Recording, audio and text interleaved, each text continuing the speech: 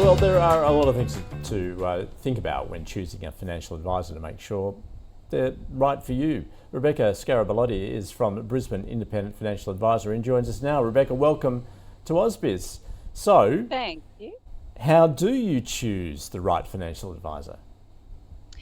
Good question, and thanks for inviting me along.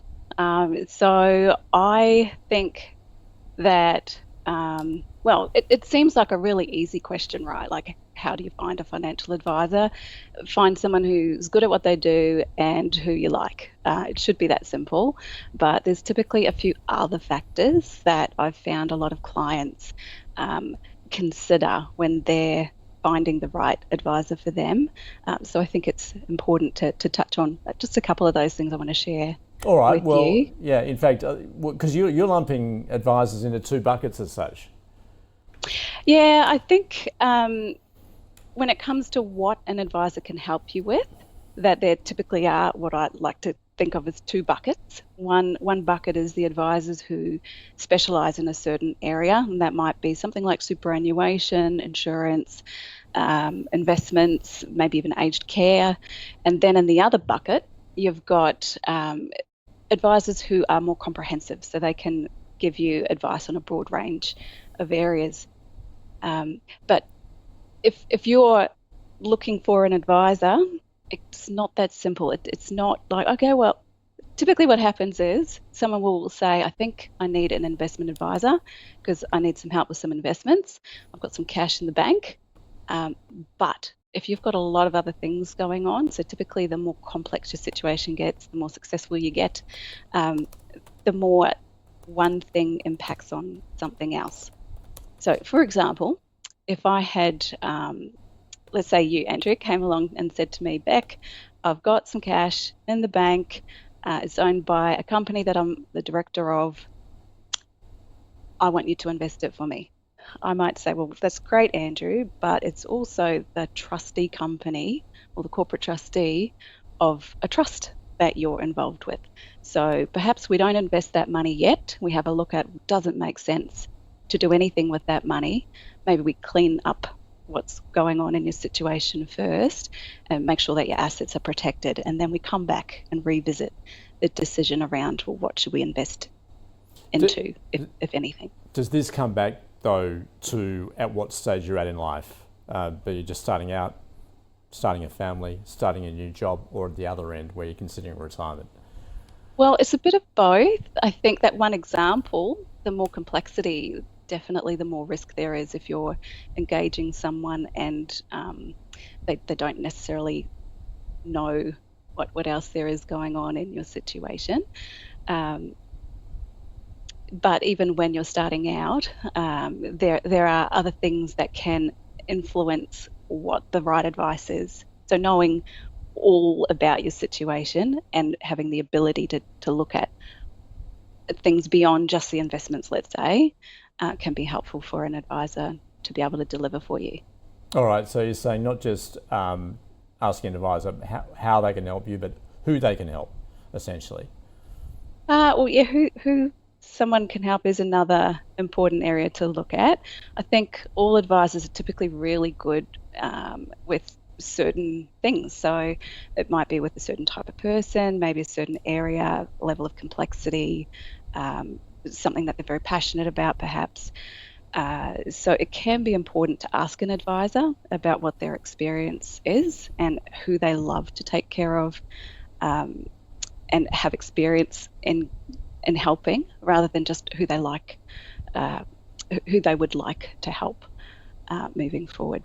For me, I think it's really helpful knowing that there are so many advisors in the profession. So if there's something, let's say, Andrew, you came to me 20 years ago and you said, Beck, I'm saving up for my first home and I'm putting together a deposit, I need some help with it.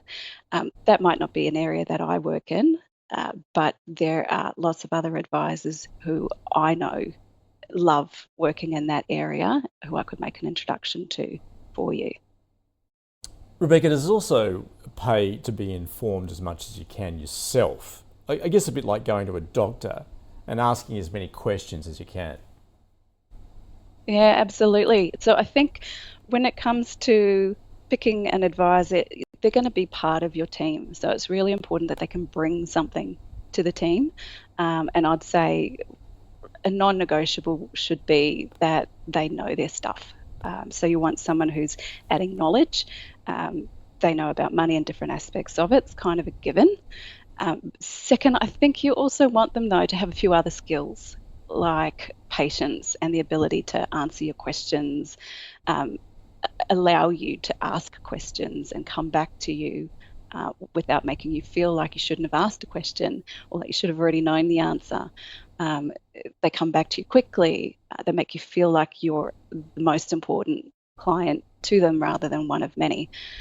So another thing is I think it's really important that they've got a great level of attention to detail, both them and any team members that they've got working on your work for you.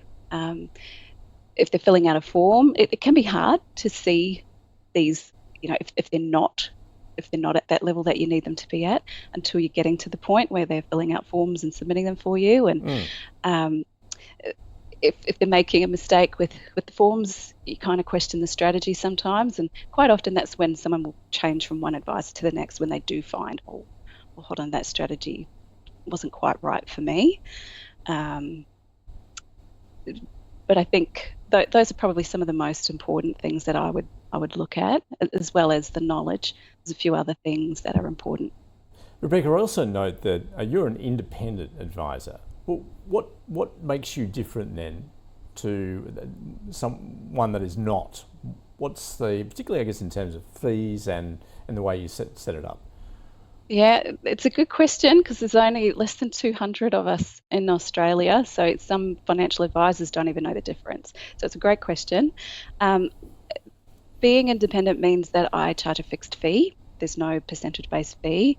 I get paid no commissions, no referral payments. If I'm recommending a product, I don't get any product provider payments. The advice that I give is based on what I think is in your best interest as a client, and I don't have anything that could bias those recommendations.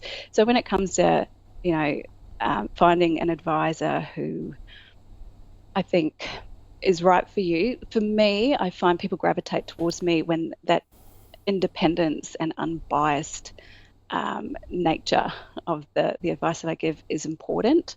If that's really, really important to someone, then they typically will seek out an independent advisor. But I think values need to align. Whoever it is that you choose as an advisor, whether it's their independence, whether it's they just get you, they get excited about the same things that you get excited about. They don't judge you if you love certain things that you might be embarrassed about. Maybe you collect things that are a bit different to what other people might think is normal. I think it's really important to find an advisor who just accepts you for who you are. They get you. They're going to be one of your life guides who is going to help you make very, very important decisions in your life.